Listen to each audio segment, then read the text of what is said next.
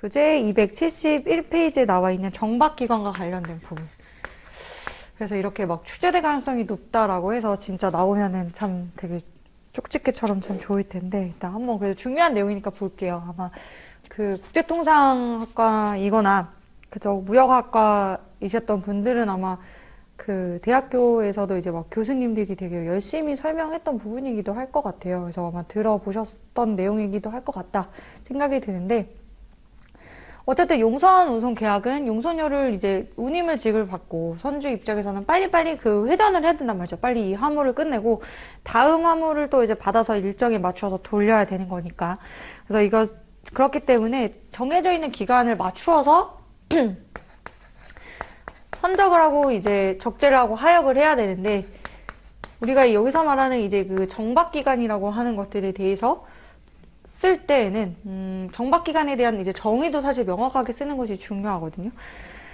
우리 교재에서는 정박기간의 정의를 어떻게 두고 있냐면, 자, 용선한 선박의 적재 또는 양육하기 위해서 그 선박을 적재항 양육항에 있을 수 있게 하는 그런 기간을 정박기간이라고 말을 한다. 그래서 그 기간에 대해서는 마냥 무기한으로 둘 수 없기 때문에 용선계약서에 그 기간을 정해놓겠죠. 근데 그 기간을 초과하게 되면 어쨌든 그만큼의 영업손실이 있기 때문에 최선료를 받을 수밖에 없다라는 거. 그래서 여러분들이 답안을 쓰시는 걸 보면 어쨌든 이 배가 정박하는 거는 꼭 단순히 하역 작업이라고만 쓰는 경우들이 많이 있어요. 그런데 정박은 배에 빨리 정해진 기간에 마냥 기다려줄 수도 없는 거거든요. 그래서 적재하는 것도 포함해서 하역하는 것도 포함해서 이러한 기간들에 대한 제한을 두는 경우, 이것들에 대한 기간을 초과했을 때 최선료가 발생해요. 그러니 결국에는 정박을 할 때 그 기간을 계산하는 기준이 굉장히 중요하겠죠. 특히 뭐 공휴일이거나 아니면은 일요일이거나 아니면은 내가 진짜 적재 하역하려고 했는데 기상 여건이 너무 안 좋았다 했을 때 그 기간에 대한 기준점을 정해놓지 않으면은 사실상 용선계약의 당사자들 간에 분쟁이 발생할 수 있기 때문에 이 기간에 대한 기준을 산정하는 방법에 대해서 정해놓는 것이 일반적이다. 그래서 첫 번째 나오는 것이 우리가 CQD라고 하는 것이 있어요. CQD.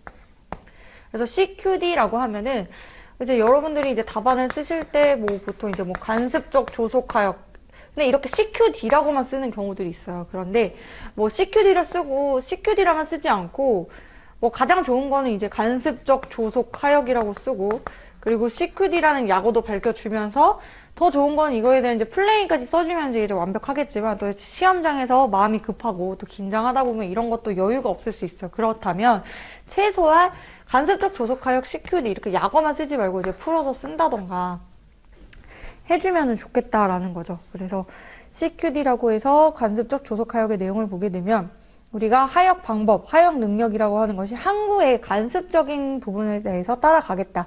그래서 가능한 한 빨리 적재 양육을 하되, 우리가 공휴일, 일요일 야간 하역들에 대해서는 포함시킬 거냐 안 하는 거는 항구의 간섭적 방법에 따른다. 왜냐하면 당사자 간에 그렇게 정해놓더라도 우리가 정박하는 장소가 어디냐에 따라서 차이가 굉장히 크다는 거죠. 사실 우리나라 같은 경우에는 굉장히 이제 빨리 잘 진행되는 성향이, 그 국민성이 그런 게 있다 보니까 뭐 지체됨이 거의 없어요. 지체됨이 없이 굉장히 가능한 한 빨리 하는 편인데, 저쪽 이제 더운 나라 쪽, 인도나 아니면 뭐 중국 이런 나라들은요, 사실상 이런 것들에 대해서 굉장히 뭐 빨리빨리 하자 이런 것들이 없어요. 워낙에 이제 특히 더운 나라는 이제 그 지역 특성상, 기후의 특성상 사람들이 좀 이렇게 늘어지는 경향이 있다 보니까 그냥 이렇게 굉장히 이제 여유 있게 진행이 되다 보니 이러한 정박기간에 대한 산정에 있어서 굉장히 달리 적용되겠죠. 우리나라랑 비교했을 때. 그렇기 때문에 그런 것들을 굳이 정하기보다는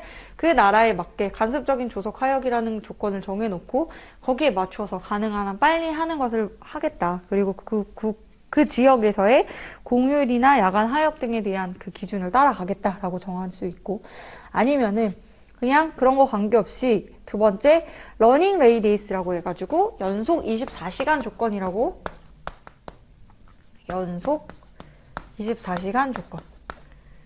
24시간 조건. 그런 거 다 없이 그냥 러닝 데이스라고 해가지고 모든 일수를 삽입하겠다라는 거죠.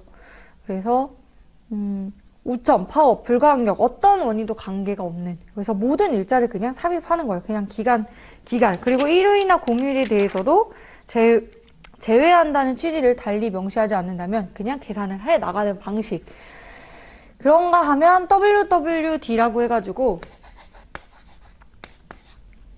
WD라고 해서 우리가 호철 24시간이라고 표현을 하는데 작업이 가능한 날짜만 계산을 하자라는 거지. 그래서 하역 가능한 상태의 날만 정박기간에 삽입하는 것을 의미한다 라고만 쓰면 안 되고 WD는 좀 더 구체적으로 써야 돼요. 그 보면은 밑에 보면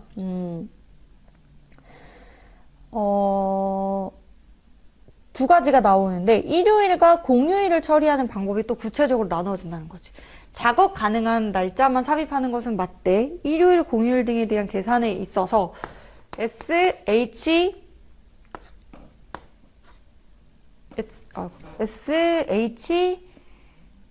SHEX 라고 해서 우리가 공휴일이나 그 다음에 일요일 등의 휴무일에 대해서는 제외를 하겠다 라고 해서 SHEX를 넣을 수도 있고 아니면 SHEX에 UU를 붙이는 거죠.